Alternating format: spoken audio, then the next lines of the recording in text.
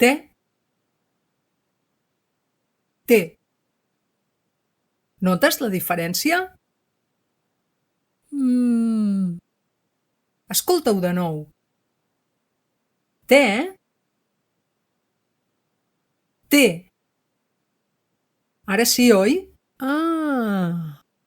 La diferència entre aquestes dues paraules es troba en la pronunciació de la vocal, que en el primer cas, te, és oberta i en el segon cas, te, és tancada. Fixa't que quan les pronuncio, l'obertura de la boca canvia. Te, te, te, te. Mira, et diré unes quantes paraules i a veure si saps amb quina de les dues vocals es pronuncia, si amb la E oberta o amb la E tancada. Per què? Oberta. Després. Tancada. Tesi. Oberta. Recerca. Oberta. Excel·lent. Tancada. Servei. Oberta.